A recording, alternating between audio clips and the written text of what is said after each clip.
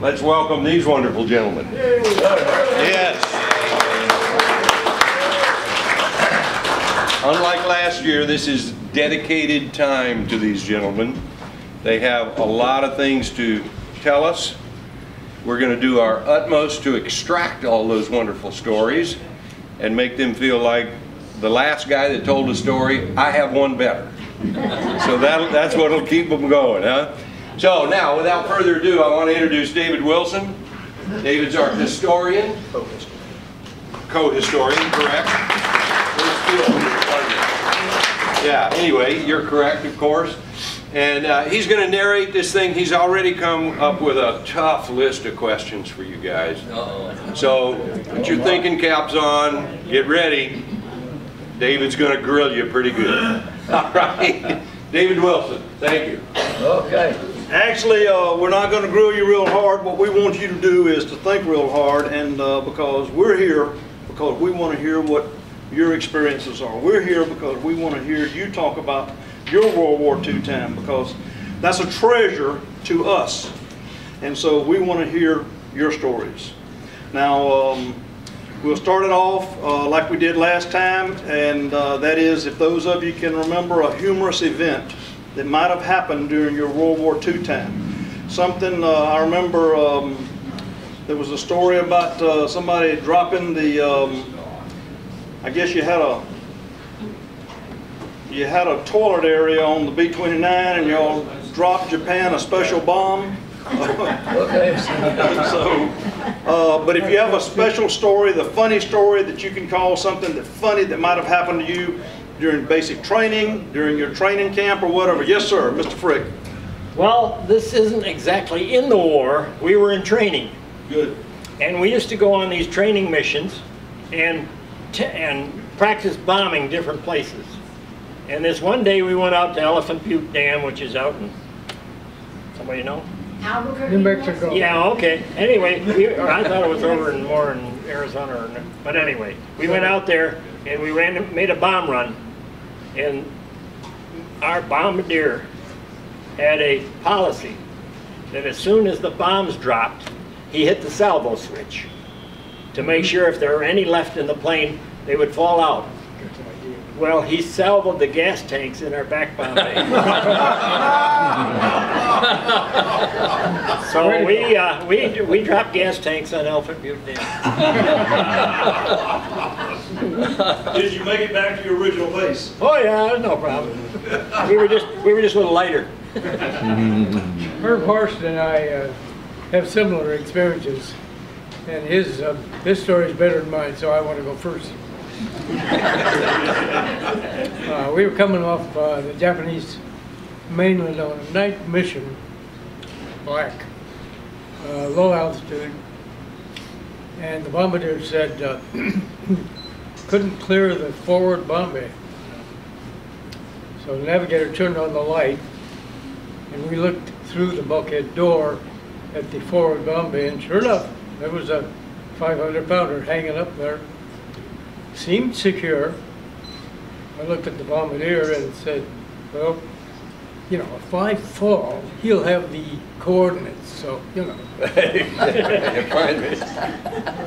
So at any rate, you open the door and you set your feet on the catwalk, and Herb and I have talked about the catwalk. It's about this wide. At any rate, you walk through the bomb and the rack, and the first thing you do is hug the rack and trying not to look at the bomb bay doors because they're open and there's a black abyss there. So you hug the rack and raise your right foot, your right leg, and begin to kick the bomb. And you kick on a continuous basis while you hear the solenoids coming forward as the other racks are triggered. And it works. Suddenly the bomb falls away, and there you are kicking in midair. So you recall and walk on the catwalk back to the door, open the door, and assure the navigator that you're all right. And you look back at the bomb bay, the doors are closed now, and you recognize now that if you fell, wouldn't be so bad. So you sit down, put on your headset, and throw a mic, and that's it. Nobody has ever said anything about it, so far as records are concerned. No, well, a lot of bombardiers, I was a bombardier. I spent more time than I wanted to doing just what he's describing, you know, having a 500-pound bomb, or worse than that, a mine. The shackle, one shackle would release and the other one wouldn't, so the doggone things were flopping away. So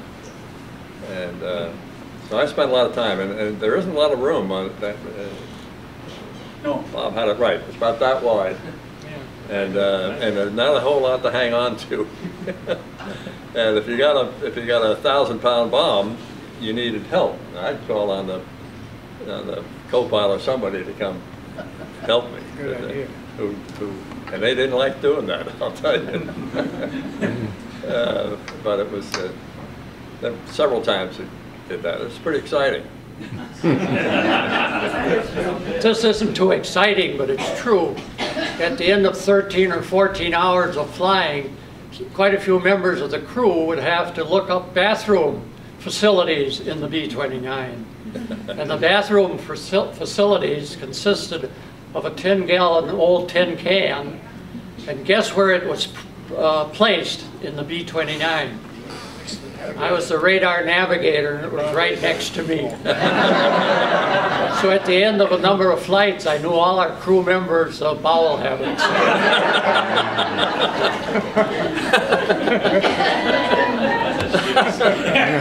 May I interrupt just a little bit? I really did try to get a PA system for the room, but apparently it's technologically impossible.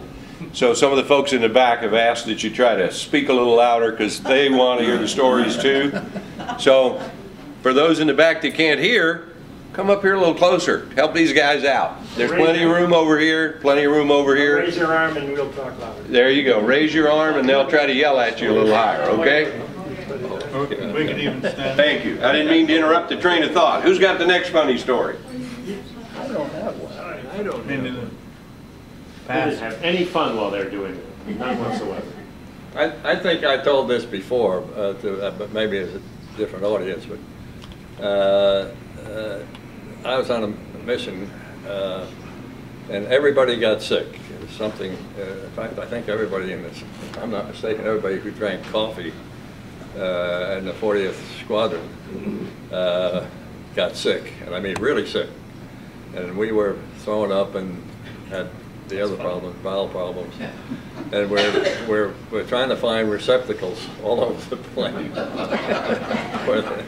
And we filled the thing that was out by where the radar guy was that they mentioned, and it was a porcelain, and at least in this case, it was a porcelain in a container that had rounded lips in a stainless steel outer container, and the thing got full. And we were still having problems. Incidentally, I have to tell you, you can't believe what it was like going over the target with most of the guys laying down, throwing up, or doing something else.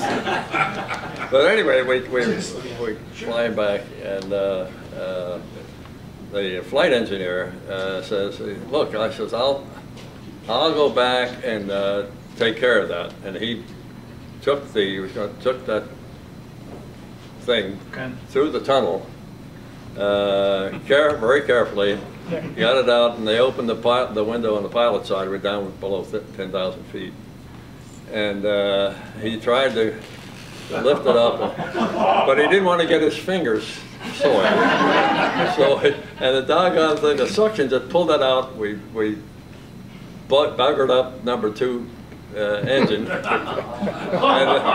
we got, you know what, all over the side of the airplane. And when we landed, with the ground crew was one that went, we told them, he says, "Look, we love you guys, with almost anything we'll do for you, but that's the limit. You got to take care of that yourself." Well, do you remember when we first started flying to Japan, we had heaters full of food. Oh, yeah. Yeah. And after a while, if the heater didn't work or something, and we tried to eat the food, it was like floating around in there. And it was very unappetizing. And finally, they gave up on the heaters, took them out of the planes, and I think they'd give us a couple of number 10 cans full of juice, and I don't know what else. I can't remember what else we got, but they got away from trying to heat the food because people were getting sick trying to eat it.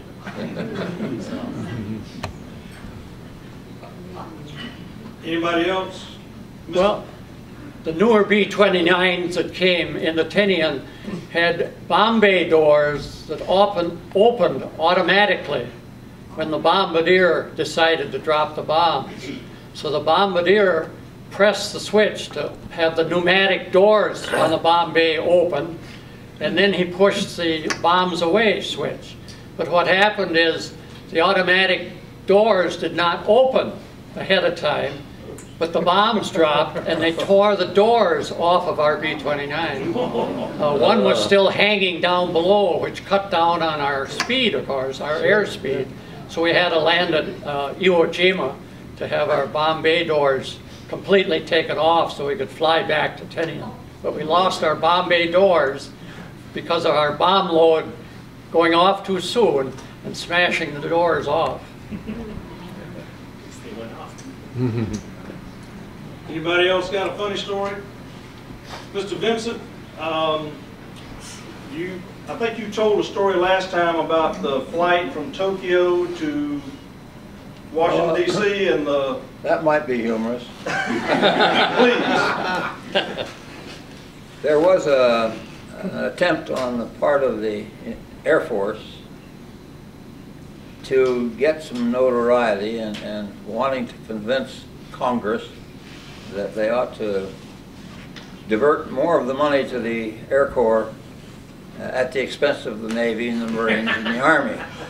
So they conceived the idea that we'll fly some planes nonstop from Japan to Washington, D.C. And I happened to be lucky enough to get picked to be one of the pilots on 4 airplanes did it. And each airplane had 3 pilots, 2 navigators, 2 flight engineers, and 1 observer, a long ways from a full crew. And by the way, it wasn't a standard airplane by a long ways, and you had to have strong tailwinds if you're going to make it. And we were way overloaded.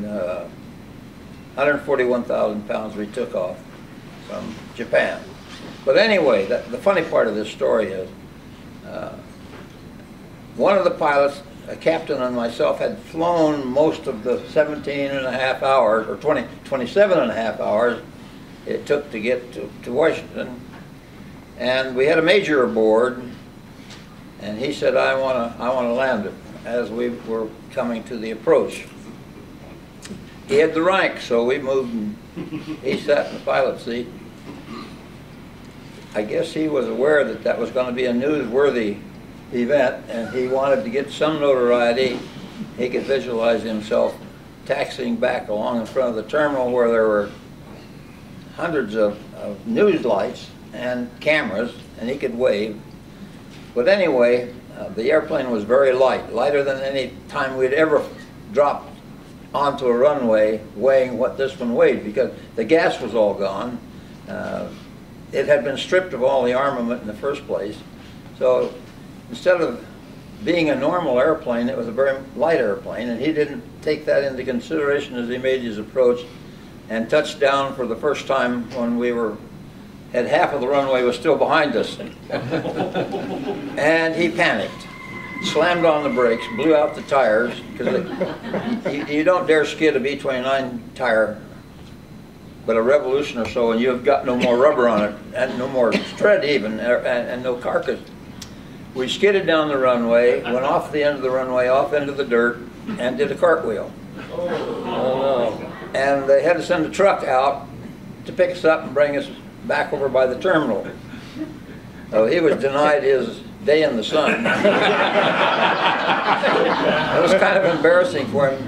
And then that night in the hotel,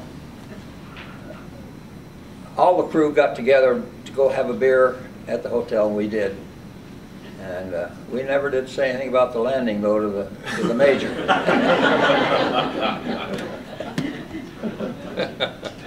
I guess that's funny, isn't it?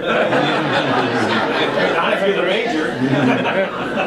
The grandstanders always lose. Yeah. Where did you land? We landed in the National Airport in Washington, D.C. Is that what it's called now? Reagan, yeah. Well, Reagan wasn't around then. Still in Hollywood. Anybody else have a humorous story? So my first question from the studio audience is, if this movie was in sense around, I think we've already got, with the 5 senses, what the plane smelled like pretty well. But if you would take us through the other 5 senses, well, what did it sound like? It must have been tremendously loud, flying on these things. It didn't have insulation. What did you see all day? Could everyone have a window? Could you see anything?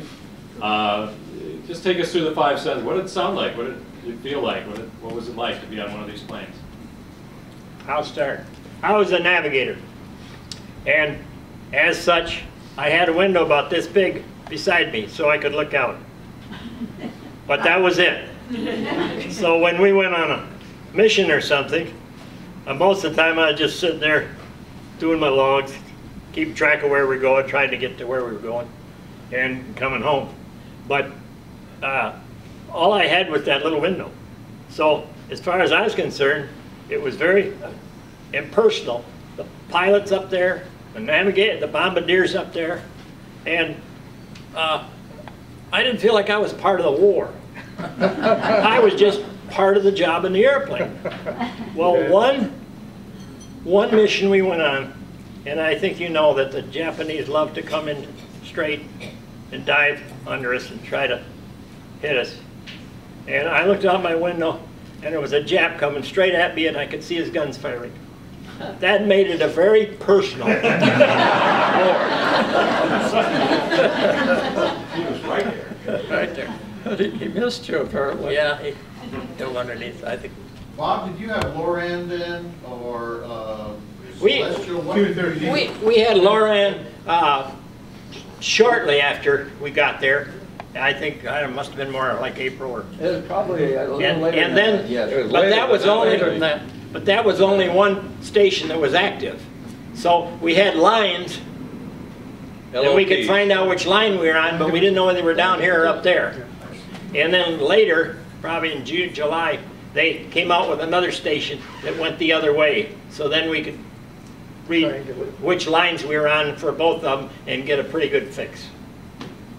But that's the way it went. But your The Navy Celestial put that in. The Celestial beat them all.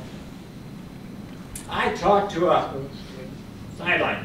I talked to a guy flying mission or flying for the airlines back and forth to Europe, and I said, "You guys probably don't use Loran anymore or anything, or Celestial anymore, because you got all this other stuff." He says, "We still carry Celestial aboard, because if everything else goes out, that's the only way we're going to find out where we're going." So. The stars don't move. Unfortunately, though, there was some times when the Celestial wasn't too good.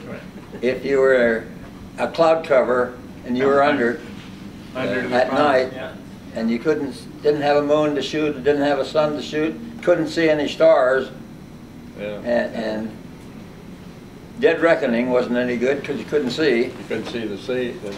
About half the time radar dropped the bombs, didn't they? Not that Not high percentage, though. Not that high a percentage. Herb, how many times did we use radar to drop? Couple of times. Mostly on mining missions. All of those, yeah. All of those, it was critical that they had good radar. I can only remember when we clouded over and we used radar Yeah. when we couldn't see it. I can remember one time coming up to the target, and Willie Spellman was the navigator and I was a bombardier. And we were coming to the target, Japan, and it was on a peninsula. I don't remember the name of that peninsula, but we had a target there. And all of a sudden it got clouded. And we said, oh shoot, you know, we're almost there. We want to finish the mission, and we ought to drop. So we looked at the Loran map, the lines of position, and we found a line of position is really the microseconds it takes to hit from, I think the station then was at Ulithi. And we had the plane, we called the pilot and said, we want to tell you how to go to stay on this line of position. And we did that for quite a while, and sure enough, when the clouds cleared and we saw we were about 30 miles away, we were right on target. We were right where we wanted to be. It was a very unusual way to conduct the bombing mission, let me tell you. But we had another time, I remember, when we couldn't do Celestial. We got to the coastline, and of course on radar you get a good distinction between land and sea. And usually you could assure yourself of where you were if you found you went over land and you looked on the map and there's the contours that looked the same as was on the screen. Hey, this is where we are. We didn't know where we were.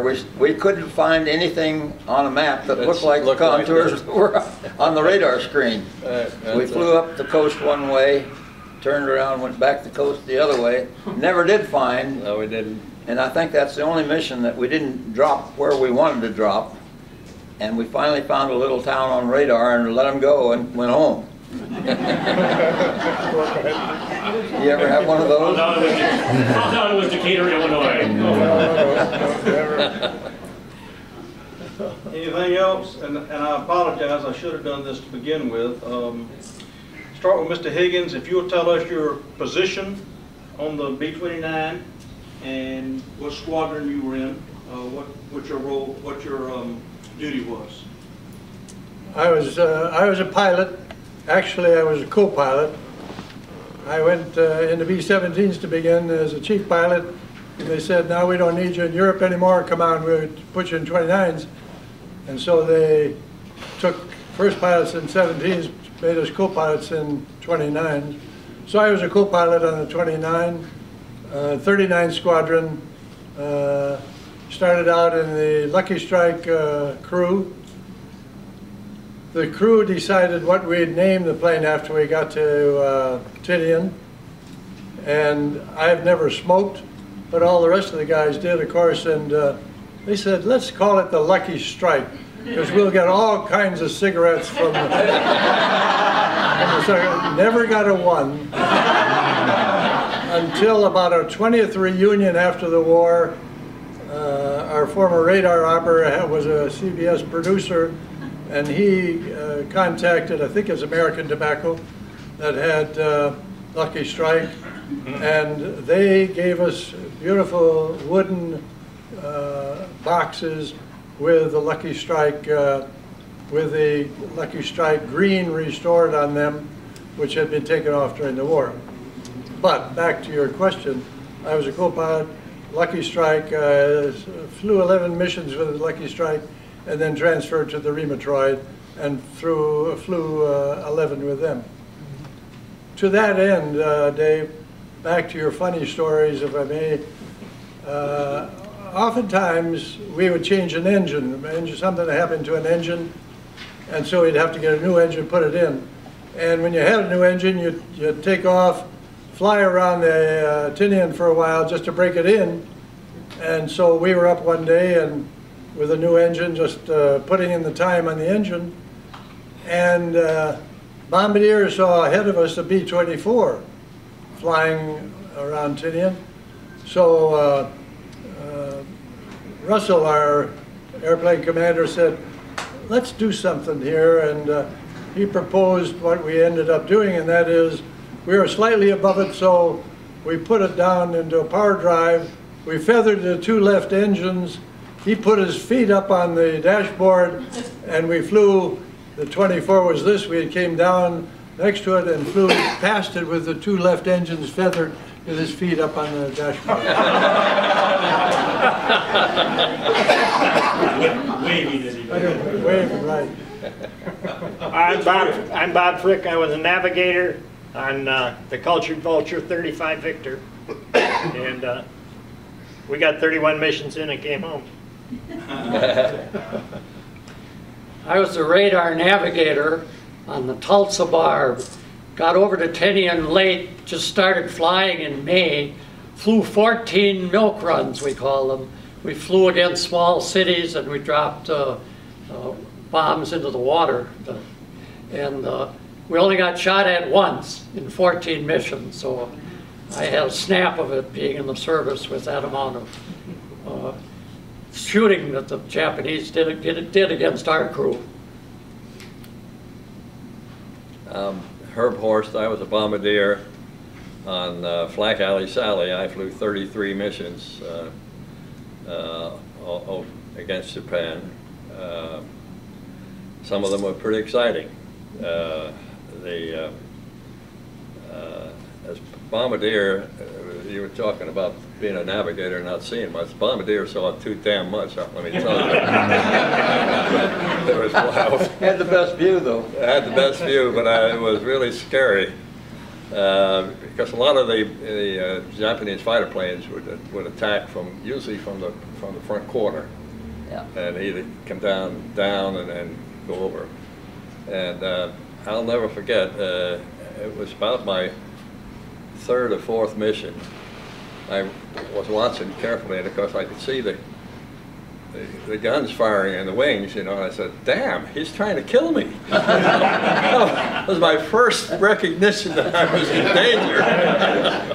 That was real shock. Tell them the story that you told me earlier about the piece of metal coming into the cockpit. Yeah, we had a strange thing happen. One of our missions, a shell exploded in front of me, and I saw it. It was right at eye level. And I could see the fragment tumbling, and it was red hot, smoking. And it came in and hit me. I thought it was going to, kill me. And I thought it was kind of in slow motion. And it came in, and what is it, 3.5-inch plexiglass we got there? Yeah. Came through that and landed at my feet. And that was because that was it. Now I'll tell you, that was, I never got over that. Bob Reed, I was a radio operator, and I heard these guys talking about windows and visibility. The radio operator was kind of situated behind the upper turret in a little lip by yourself with no windows. So I got a little tired of that, not knowing exactly what was going on. So I was able to derive some extensions on the headset and the throat mic. And the tunnel ended at the forward compartment, but just at the position of the Astrodome. And that provided a wonderful seat with your head in the Astrodome. And you could see pretty much what was going on. One night I didn't really want to see that much because the airplane commander, Paul Reed, had decided the airplane was going to fly. So we applied brakes, and I could see the columns of fire behind the brakes, but they weren't quite enough. So we ran off the end of the runway, and there was about a 20-degree drop, and the airplane broke in two after the aft bomb bay. And then we in the forward compartment considered, how the hell are we going to get out? Because the normal egress was through the nose wheel well, now buried in coral. I thought, well, the Astrodome has a cord, And maybe if you pull that cord, the estradome will drop, and that's an egress possibility. The cord broke. So, fortunately, there was a marine position at the end of the adjacent runway. And through the flight engineer's window, we saw this hunk of coral appearing again and again at the flight engineer's window. That window came in, and we passed it from one crew member to another before we decided to get rid of the damn thing and piled out of that window and walked away a little bit, listened to the ammo corking off, and then recognized the fact that we were very lucky. I met Vincent, AC, on Black Alley Sally with Herb. We had a pretty good view out the side window, and of course you had the other side window and the whole nose area that Herb was in the best position to see anything. The airplane was very noisy, taxiing and full power on takeoff. But after you got up, pressurized, and it wasn't all that bad in the forward compartment. The noise, worst was having a set of headphones on that would let you hear from people a long ways away, and then you got blasted by somebody who was real close to you, and it could even be painful on your ears because you had the volume all the way up. You want to be able to hear from afar. What other senses do we have? Smell. Taste. Taste. Touch. Heat, cold. I didn't ever taste very much on a mission. Yeah. And we had some bad smell on some of the fire rage in that we were burning a lot of human flesh, and a lot of smoke was coming up, and some of it got into the airplane, and it really stunk. And of course, when you got back to the Tinian, it was even outside the airplane it stunk because it was coated with soot that had that odor, and it was very pronounced. That's the only thing I ever remember smelling.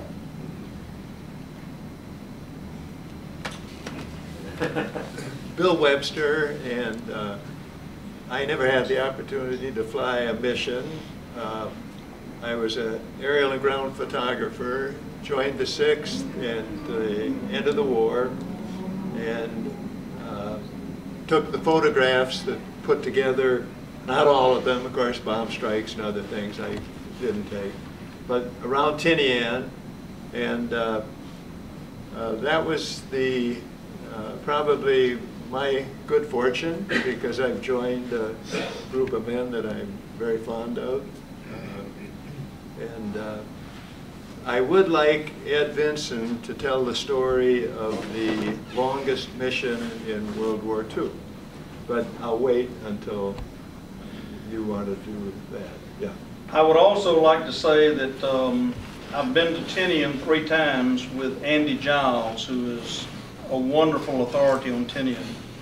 And he tells me 2 or 3 times on every trip, the 6th Bomb Group is so fortunate to have had Bill Webster, because you've got more photos from the 6th Bomb Group than all the other bomb groups together, for the most part, because of Bill Webster and all the photos he took. You were telling me a story that how a lot of those photos came about after the war. Yeah. Would you tell them that story, please?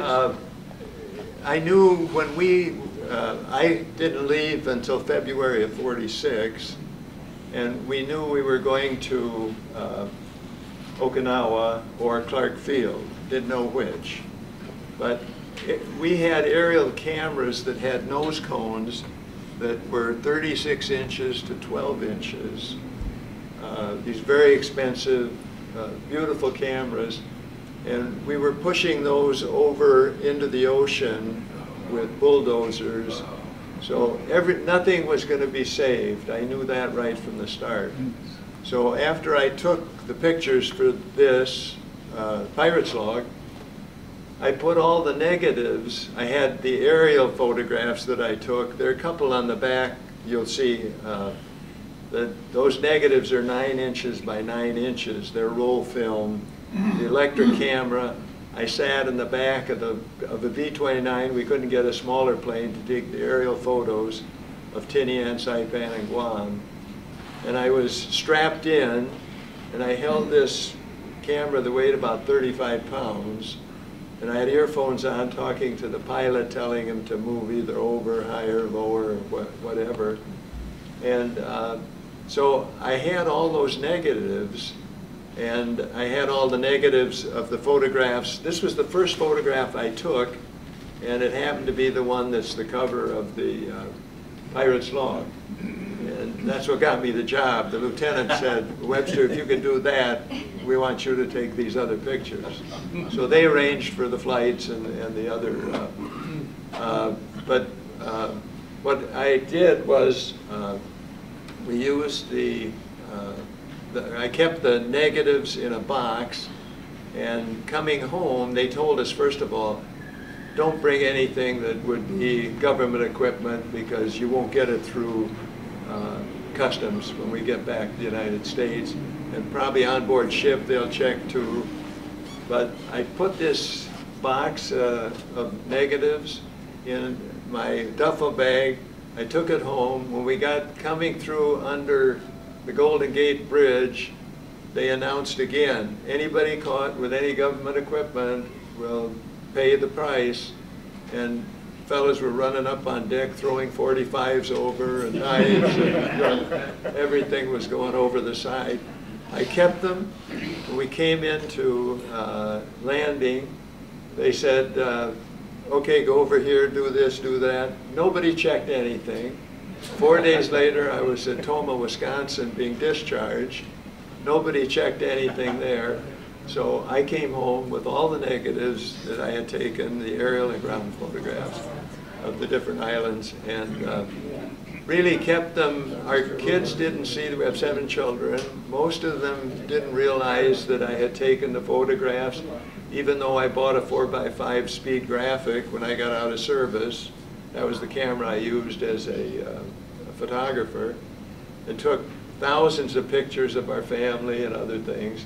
But it wasn't until I got started with the 6th Bomb Group, first time was at Omaha. I met a number of you at that point. And we decided to reprint what was done on very cheap paper in the Philippines. And so we reprinted the Pirate's Log. And I had the original photographs to use for the new book and cover. So, very good. And the history of the 6th Bomb Group, and we are all so much richer because you didn't throw those negatives overboard. Thank you. Yes, sir. I'm Dick Randall. I was never in the 6th Bomb Group. Well, we've adopted you. I've been adopted, and I love it. But we came to our crew. Captain Punjab was our airplane commander, and we had Miles Moore was our co-pilot, and David Lowell Rich. David Lowell Rich was our navigator. He was also a radar operator. I was a radar operator, and I had a military occupation specialty of an MOS of 1038, which is radar operator, navigator first, radar operator, and bombardier. And I completed all of those things.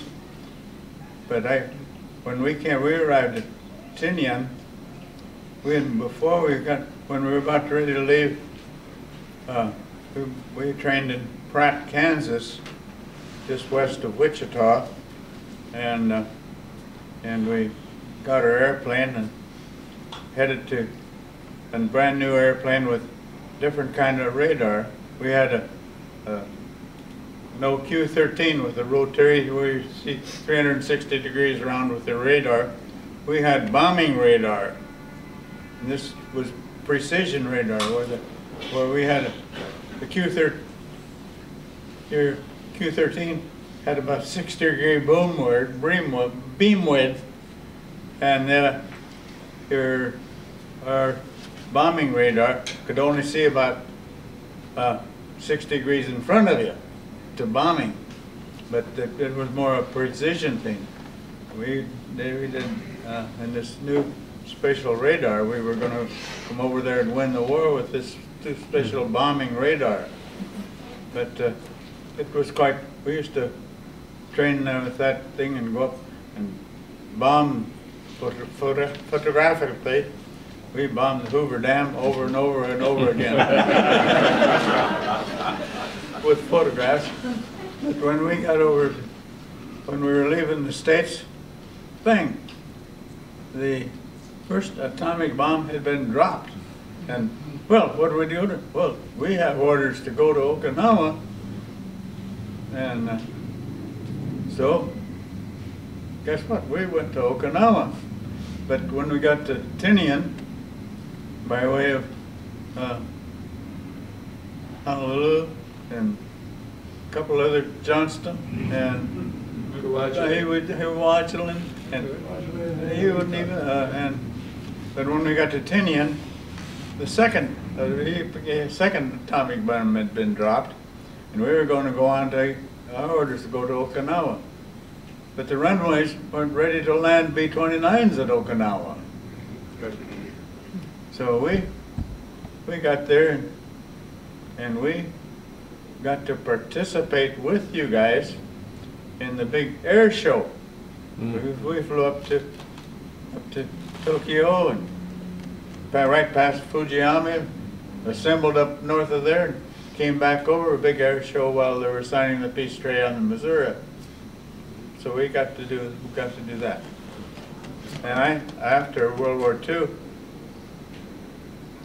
they encouraged me to sign up for the reserves, and I did. And first thing you know, Korea came along, and a lot of my buddies were digging up old World War weary B-29s out of the boneyard, and they were digging up old crew members. And I was back in during the Korea thing, and I flew. I got an air medal after 25 missions, and I got over 30 missions, maybe 35 missions before I came back from there. Marty? Very good.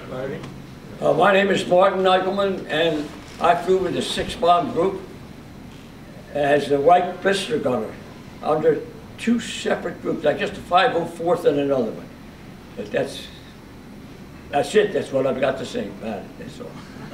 Nothing special went on. Just ordinary flights. You put up with what came. With ordinarily why.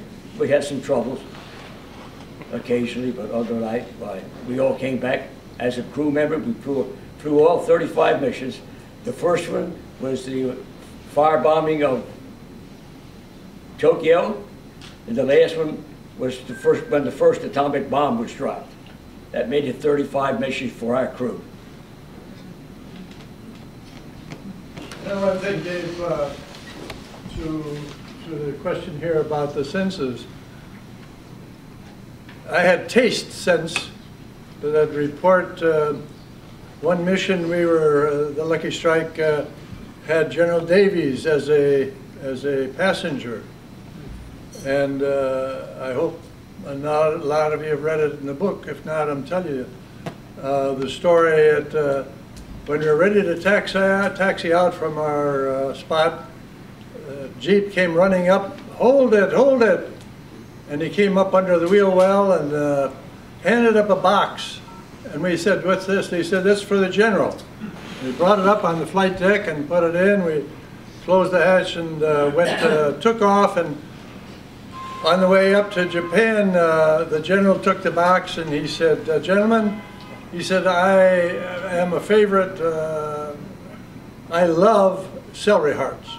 And so the Charles line has put this box of celery hearts up here and they'd like to share it. So he's handed it down first to the bombardier, then to the other pilot and myself, then to the navigator and to the radio man and the flight engineer. And by the time it got back to the general, there were probably 3 celery hearts left.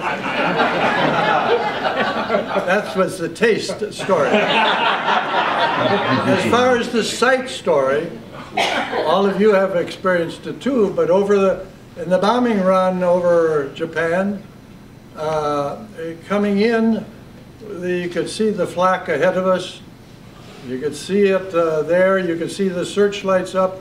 So we all put on goggles as we entered our bombing run. And even with the colored glasses on, you couldn't see anything else in the cockpit other than your dashboard, which had infrared or whatever you call it, ultraviolet. But even with the goggles on, the searchlights at anywhere from 10 to 20,000 feet, wherever we were flying at that level, you could read a newspaper in the cockpit. The searchlight was that strong coming into the cockpit. The sight sense. Anybody else? I got an interesting story, which interesting to me anyway. I had a second cousin who lived down in Texas, and we went out to visit him. And while we were there, we said something about going overseas and stuff. And he says, "Do you have a radio?" And I says, "No." He says, "Well, we've got a radio you can have." And he came out with one of these. Well, they're fairly new, but a brown cabinet radio, AM, with the top that opened. You could put records on. And I got that radio, and I had it when we were in Alamogordo. And then when we went overseas, I put it in my footlocker. I didn't have a lot of stuff to take, so I put it in my footlocker under some of the clothes and everything, and it got shipped overseas. And the whole time we were on Tinian, that hung in the Quonset hut. And we could listen to the Tokyo Rose, we could listen to Air Force radio or Army radio, and it was enjoyable for the people in the hut. But that radio, and then when we left the radio. One other humor story. One of my high school buddies' father, neighbor also, was vehement in anti-Japanese rhetoric and comments in Tokyo. He said, "You're going over to bomb Japan." And at the time I knew, yes, I was going over there. He said, "I want you to leave a message." And I said, "Tell me what it is." He said, "When you're over there where you're going against Tokyo, you put in that bomb, take a piece of chalk and put down, 'I hate Tojo.'" So I said, "I'll do that, Mr. Lyons." And got over there, and we were running our bombing runs, and I thought, Lyons had told me, Mr. Lyons had asked me to do. So the next run we had at Tokyo, I don't know whether it was a 500-pounder or what, but it was a big bomb in the bomb bay, and I took a piece of chalk and I wrote on there, "I hate Tokyo. I hate Tojo." And we dropped it on the Japanese.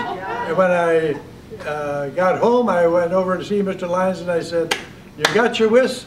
I put the bomb on, I hate Tojo." Yes, sir. We had an interesting experience when we were flying over to Tinian. We got through what they call the net, and we picked up a P-47 came alongside of us, and we talked to him on the radio, and he said something about listening to Tokyo Rose, gave us a frequency, and we turned on and we're listening to Tokyo Rose as we were flying into Tinian, and Tokyo Rose welcomed us and named the 4 officers on the crew. Yeah. And I want to tell you, that was really scary. And the group commander's name, by name. Yeah, you Really? Classified. Yeah.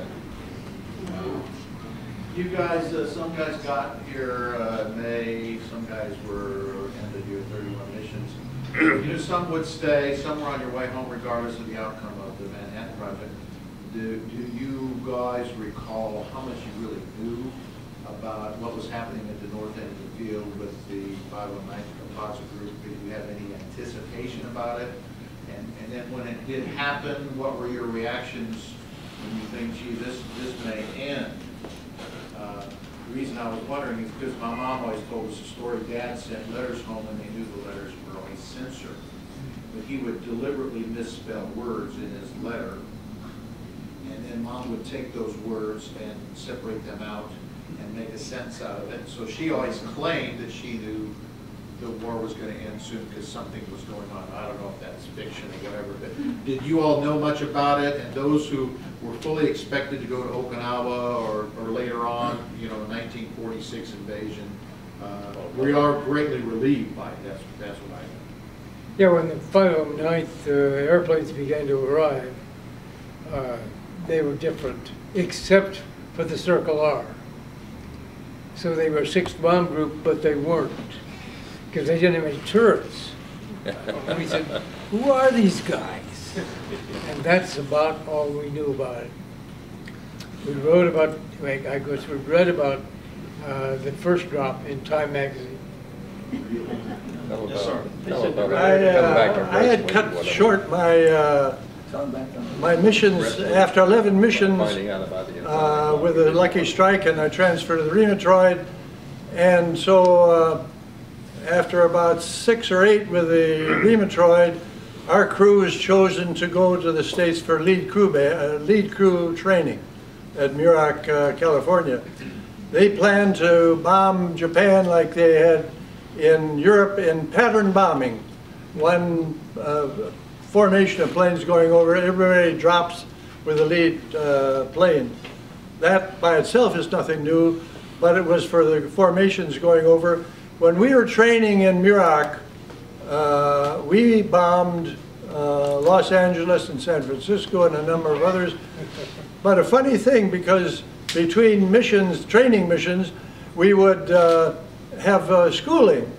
And somebody would say something about an atom. They said, no, no, you do not talk about atoms, any of them. And we thought, what the hell are you talking about? What's with an atom? We were strictly forbidden to use the term atoms when we were training in Muroc, and shortly after, of course, the atomic bomb.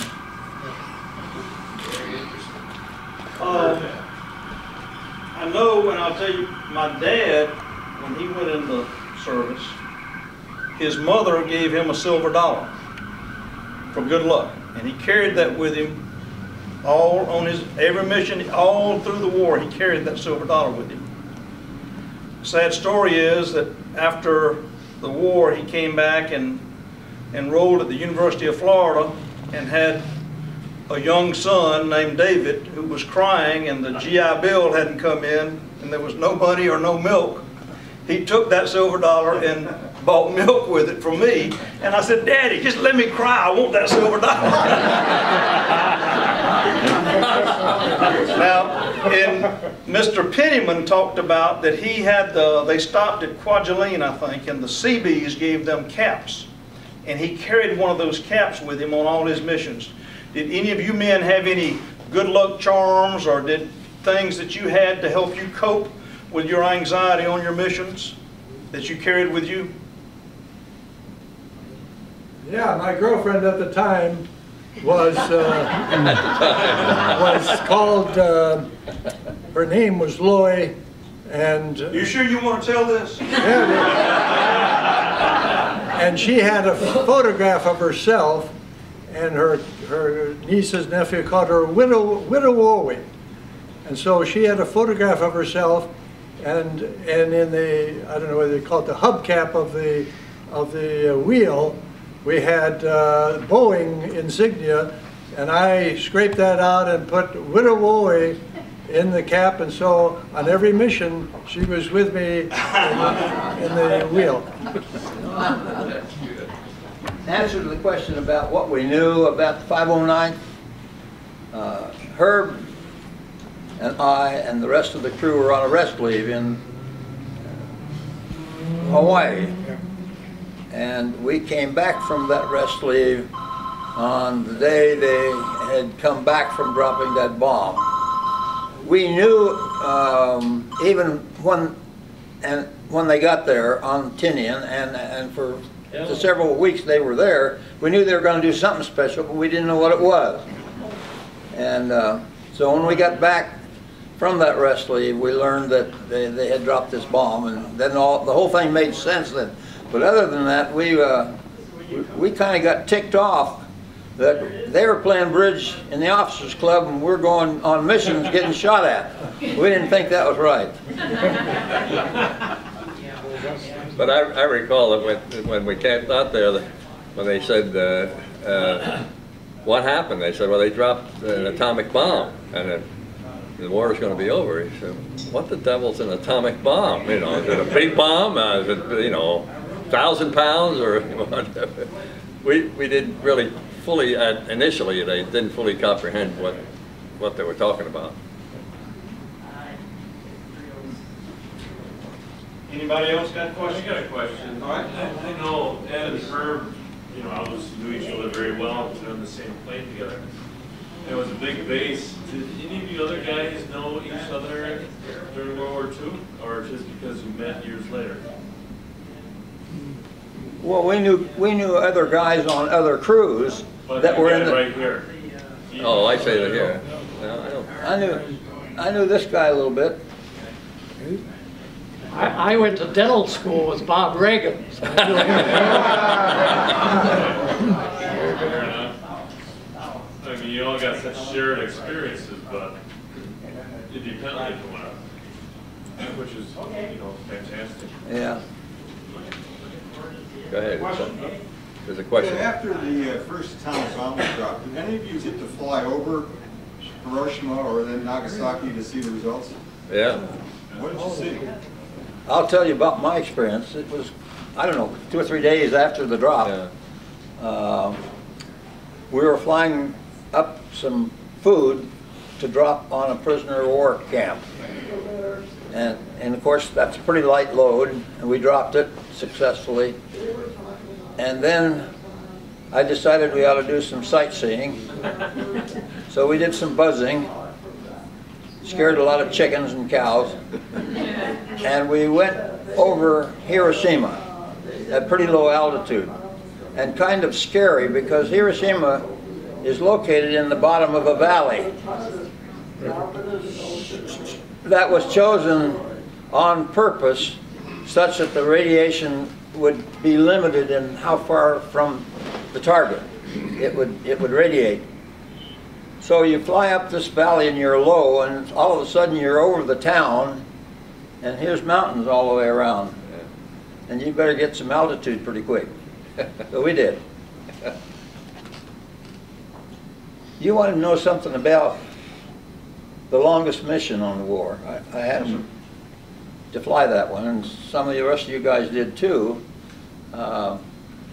There's a port city, Korea, named Racine, and most of you maybe are aware that we dropped a lot of mines during the war, and the mines dropped from B-29s from the Marianas Islands sunk more Japanese shipping during World War II than did the U.S. Navy. And you don't dare tell that to Navy people, they don't like hearing that. But that's a long ways up, and we were heavily loaded. We dropped the mines, and we were supposed to land at Iwo on the way back. And the flight engineer said to me, as we were approaching Iwo, he said, I think we might be able to make it. I said, let's go for it. So we flew all the way on back to Tinian without stopping to get gas, as did the rest of the crews. And it was a long mission, 19 hours and 40 minutes. 40 minutes, yeah. 4,150 miles. So that was the longest mission that we know of in World War II. Longest bombing or mining mission in World War II. Yeah. There was a photo mission that went a little longer, but they got lost. And of course, they weren't bombing or mining. So A story along that line had, you remember Captain Clay. Oh yeah. Oh yeah. Everybody remembered Captain Clay. Absolutely. Anyway, he went on a bombing run, he and his crew, and the way home, they had the same thing, the same idea, except Clay said, I got a poker game tonight. I don't want to stop at Eagle. I have to get there in time. And the flight engineer looked at it and said, I'm not too sure, but I think we can do it. So they came in, had a straight-in approach, didn't do a pattern, straight-in approach, landed on the runway, and didn't have enough gas to taxi off. Oh, jeez. Did he make his poker game? Yeah. Yeah. Well, he got chewed out royally by the captain, by the CO. I have a question for you guys. You know, you were talking about celestial navigation and Loran, and you know, now it's the 21st century, and our technology has changed so much that they actually have drones that actually drop bombs. So I was wondering, you know, wondering what you think. What are the pros and cons to that? I mean, it kind of like is it like replacing what you guys did, and what do you think of that? I think that's a damn good idea to have drones.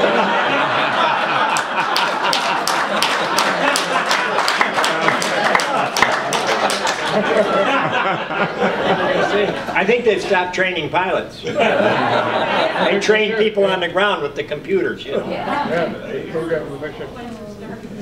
Maybe that would transition into this question. What role did faith have in your guys'? What? What role did faith have? Faith? Faith? Faith. Oh. Faith. Faith. Faith. Faith. T-H. Faith. F-A-I-T-H. Faith. I'll tell you, it had a lot to do. You couldn't do it today, but before every mission we took off from Tinian, a member of the clergy came by and we had a prayer. That's right. At each airplane. That's before we even taxied out to get on the runway. You couldn't do that today, I'm sure, because he was a Christian pastor. Most of our crews were Christians. In my case, I'm absolutely positive that had something to do with my getting back. And I think most of my crew thought the same thing. Am I right, Herb? Absolutely. That thing I told you about where the shell came in through that plexiglass and landed at my feet, the Lord had something to do with that. Well, we had a church on Tinian where they actually during like Friday or Saturday they'd show movies, and then on Sunday they'd have a church service. So a lot of us kept right on going to church. Kept going to movies too. I remember one movie they were showing, I don't know who was one of the real popular movie stars. Reagan. And it was, it was a rather sexual. Well, she wasn't well dressed, let's say. But anyway, somebody yelled out in the audience, "We can't hear." Some other guy yelled, "What do you want, egg in your beer?" Speaking of that, were there women on the island? Were there nurses? Yes. Yeah, later on. By August, they were sending nurses on the Tinian. Yeah. That were That must have been hazardous. getting ready for the invasion of Japan. They told the officers hazardous duty for the women who landed on this island with all you guys? They came to our officers' parties. And I'll tell you what a couple of officers did when they knew a bunch of nurses were coming to that party on Saturday night. They went out to the cane field next to the officers' club and cut a path in there and then cut a circle of sugar cane down, and they put some cots out there. We don't know what they were thinking they were going to do with the nurses. Wishful thinking. But of course there was, and the B-29 had many of them. But one of our first missions, we were still flying in formation. Yeah. And so we'd take off, gather right around Tinian, get into formation and start toward the target. Actually, this one particular one, we were flying into a front. And it was this way, I guess. No, this way. We came into it and we had to get, no, it was this way. We were going here and we had to get lower because the front was forcing us down, the whole formation. And finally we got almost to sea level and the guy said, "See you up there, guys." And we broke up the formation, and if you don't think something's scary, it's going from sea level to 30,000 feet and you can't see beyond your wingtips. And everybody in the plane, gunners, pilots, bombardier, everybody was looking out, trying to see if anybody was off at our wingtip that we might bump into or crash.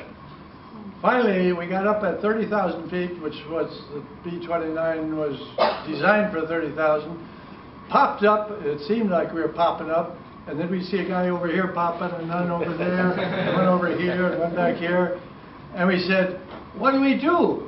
And we said, we talked about it, we said, "I'll tell you what, we can't see any of our own formation, any of our own B-6 bomb group, so let's hit that guy right down there." So we were above him. We were maybe then at 32,000 feet. He was just popping up. So we went down, forced down to catch up to him, and we got up to him. At 30,000 feet, your plane reacts totally different as it does at sea level. So we got up to get into on his wing to fly in formation, and we got here and we were right on path. And so we tilted the plane up this way to slow it down so we get back in line. About that time, and we were as formation, you dropped on your leader, and they said, "He's opening his bomb bays." So we opened our bomb bays, and about a short time later, we were about here, and he said, "He's dropping his bombs," so the bombardier dropped ours. Ours probably went all over the Japanese sea. We had no more precision in our flying than ever.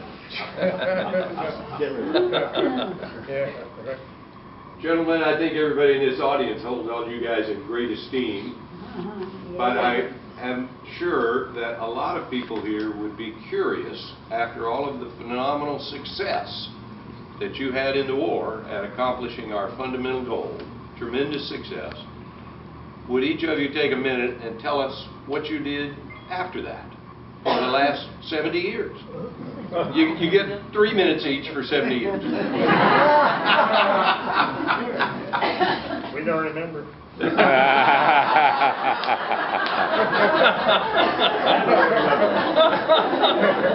I'll start it off. Can I, I'm sorry, can I change the question? Sure. I do a lot of mission work. Nobody shoots at me, fortunately, in doing it, but I do it. And I asked the same question of other people that have done this, particularly for the first time. What was it like the first 3 or 4 days when you got home? What was it like coming home? Not being there, being all this, but getting back to mom and dad's or your wife's or whatever. What was the first couple days being home like? I'll start it off.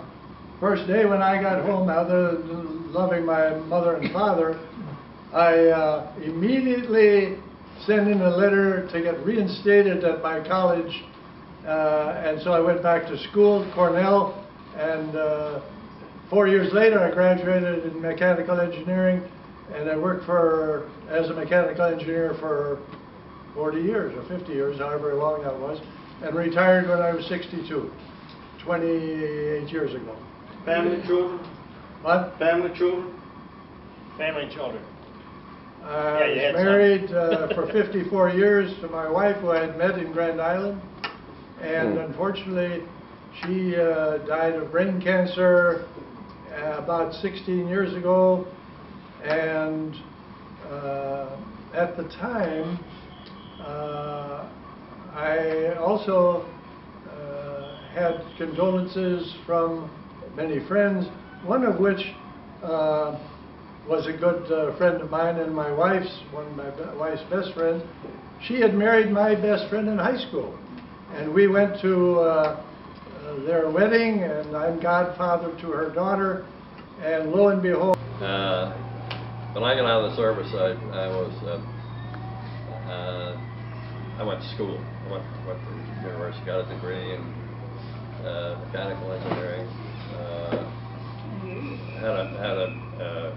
Actually, I started out as a math major, but thought I'm not going to make a good living as a math major. So I added mechanical engineering. I got a job with the DuPont company, stayed with them the rest of my career, and enjoyed what I did immensely.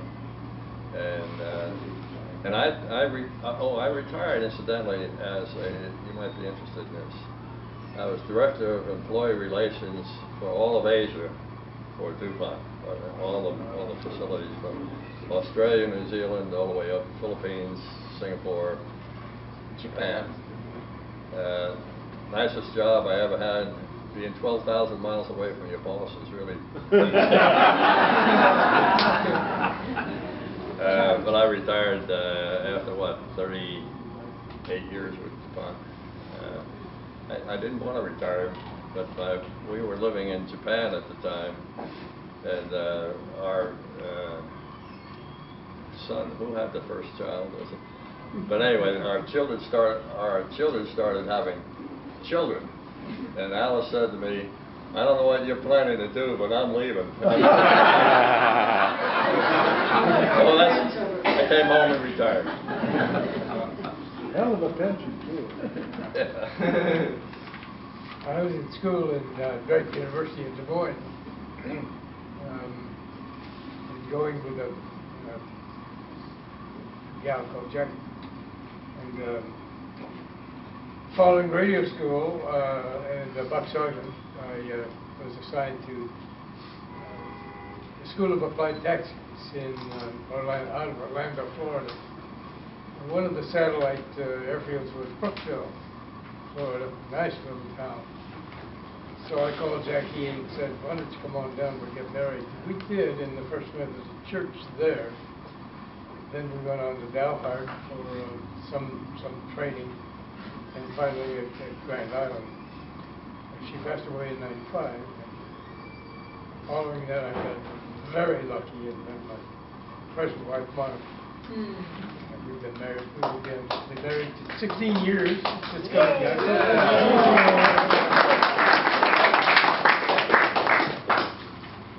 First few days after I got back, I was discharged out of Logan, Utah, and my home was Idaho, so they were getting me as close to home as I could.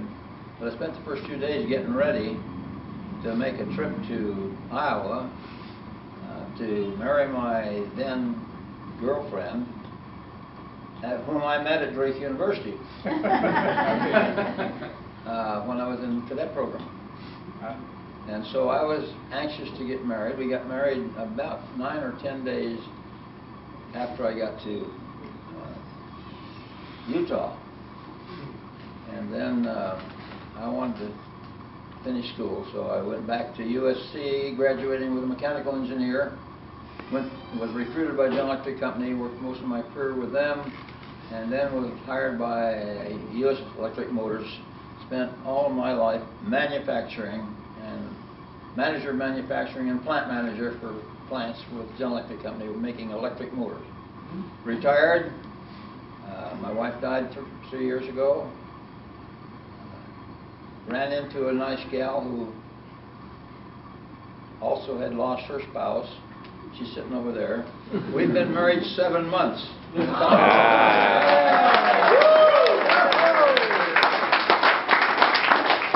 And like you, everybody we tell that to, their jaw drops.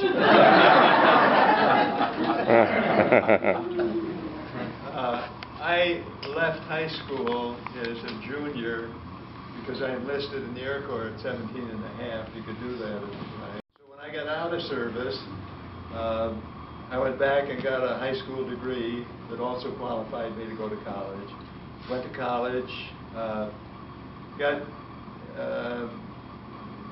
went up to Alaska to homestead, and decided that after up there a year that I really didn't want to do that, so I went back. I had dropped out of school, went back to school again, and then just started working. I worked Milwaukee. I know very well because I worked for the Master Lock Company out of Milwaukee, covered a territory of 7 states. We also had 7 children. I married the only woman that I ever asked out for a date. I was 8 years older than she was, and we were married a year later. As I said, we had 7 children. And unfortunately, Betty passed away 3 years ago, very unexpectedly. Otherwise, she would have loved to be here. But then I went on and I formed after I spent 27 years traveling 50,000 miles a year over the 7 states, I formed a company called Wild Wings, which is in the wildlife art business, and sold it to a company called Cabela's in 2002. I don't know what the word retirement means, and Nancy will attest to that. But when I did sell the company, and Betty said to me, "Well, what are you going to do? Because you're not going to come home. You're not going to be home every day." Fortunately, we had another house that became an office, and I still work somewhat. So, wonderful life. Very good. After World War II, we finally got to move over to Okinawa. We built the officers of our crew built most every crew member. The officers built a crew away from the little village, the headquarters at Kadena at Okinawa. We built a house there. We found a little spot which had been a sugar mine or sugar manufacturer. So they did something about there. We built a house with a moat around it. They had a moat around this place, and we built our own house. And we, while we were in Okinawa, we had to go down to Guam for something or other, and we had an engine problem. The war was over, and you know, after the war ended, nothing happened. Nobody wanted to work, and the war was over. When do I get to go home? Well, we were the last ones over there. It was a while before we got home. But I got sick. I had a pilonidal cyst, and I went to the hospital, and they lanced it and drained it, and they says, "You need to go back to the States, because that thing, you need to clean out that thing and you go to the hospital." So I was sitting to go to the hospital, but they were fiddling around, and they were allowing people to, after the war was over, they were sending people over to, flew them from Kadena over to Shanghai for a little two-night deal over there, and then they fly back. So I went down there. I was in the hospital, but I somehow managed to get out to the airport, just got in line and got on the airplane and went over to Shanghai. But then I got there with, "Well, you can't go on there. This is for people who have orders to go there." I was at AWOL. And I came back and they says, "You shouldn't do that." No repercussions. War was over. And pretty soon I was on a hospital ship to go back to the United States. The Admiral Rodman was going to the big ship, but the 6 of us, we had our own little cabin, and we had our own little liquor supply. But they were hauling people back in 6 bunk. There was a troop ship, really, and they were stacked up down below, and in those stinking holes, full ship, people living stacked 6 high, and we had good things. It says pretty soon we were going into Hawaii, and he says, we're just going to be here half an hour. I said, it'll be here a half a day. So they were just going to take on some fly and be right back. And so 3 of us from the we had nice quarters on this ship for the sick bay, and they were letting people from down below go out and pick up stuff, carry back in, and we went out and got in line to get off. We went over to there to go pick up supplies, but we just kept right on walking up the hill. We stayed in Hawaii for a little while. And we went up to headquarters and says, they were going to take the Admiral Rodman around through the Panama Canal and decommission it in East Coast. Well, we want to fly home from Hawaii. We want to go home. We got orders to go home. And he says, but we didn't have our papers with us. So we went down to headquarters there in Hawaii and says, we need our orders. Can you radio the ship and have them send us our orders to go home? And the orders came back and says, these men are absent without leave. Well, we got delayed a little bit. And 2 of us got to go home before the other one, but he wanted to get some more flying time. He had to fly every 3 months to keep on flying pay. So he was out, and he went flying, and they flew around flying one of an airplane thing. And there's some general down on Waikiki Beach got his number. He was buzzing the beach, and he got to stay a little longer. But the 2 of us went home, and I went back to work. Actually, I started working in the bank before I was 18, about the time I was 18 years old. And the banker says, well, I got a gal here, I need to give her a little time. I want you to come back to work for me. He sent me on to Ames to the Agriculture Credit School. This little bank I went to started working when I was 18 years old.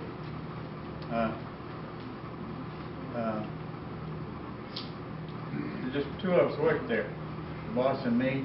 The boss was the only insurance agent in town, the only real estate agent in town, and he hadn't taken a vacation for quite a while, and I'd been there a year, and this was before Pearl Harbor, and he took his first vacation in 7 years and let me run it when I was 18 years old. And I said, I can run a bank. So that was my goal, was to run a bank. And I got home and I'd asked Margaret to marry me once when she was quite 4 years younger than me. When I was about 22 maybe. She was about 18, something like that. But she had a boyfriend in Hawaii, but I beat him home, and we got married very shortly. Margaret died at a young age of ovarian cancer, and her sister died of ovarian cancer. It sometimes runs in families. And I'm married to Katie in the red sweater here, and her husband had died before Margaret did, and we've been married for over 30 years. My first wife and I were married close to 30 years, but I was married in 1940, a long time ago. So I've had 2 lovely women. I have 4 children, and 2 boys and 2 girls. and 2 girls are here, and my oldest son's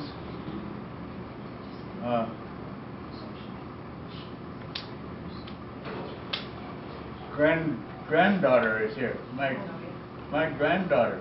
Oh yeah, yeah. She sang she sang today. This Yeah, very nice. I'm proud of my family, and Katie has a family, and we enjoy our families. Very good. Very good. Very good. Marty, tell us what you did when you first days home, and give us a short history of your life after the war. I've been married to my wife, which is back there, came with me today for 63 years. And we have 2 girls and a boy, and one of the girls is back with John Handy, and kind of circulating with cameras around here with a lot of information. And my mother and father had 10 children. She had 5 girls and 5 boys. All 5 boys was in the service. Army, Navy, Air Force, and Coast Guard. So, after that, after we got out, I paid a visit down to where I used to work at Glen L. Martin's to see if there was any chance of going back to work. When I walked in, and I just looked at some of the departments, and I could see that wouldn't be much chance of a job. But they were tearing things apart already, as early as that. So anyhow, I just went out and went home. My father and his 2 brothers had a business, and he decided, he said, if you want to come to work, you come to work out here. He said, we'll put you to work.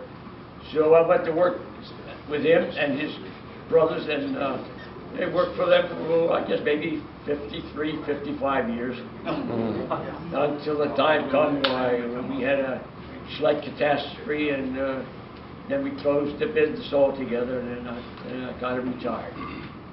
So right now, that's about what it amounts to. And I have,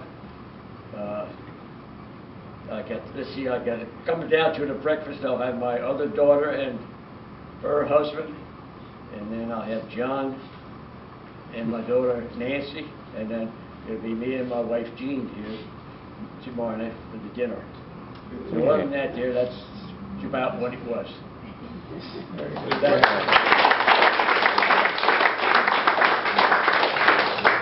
We can't thank you gentlemen enough. I hope we haven't kept you up too late, but we're going to keep you up just a little bit later.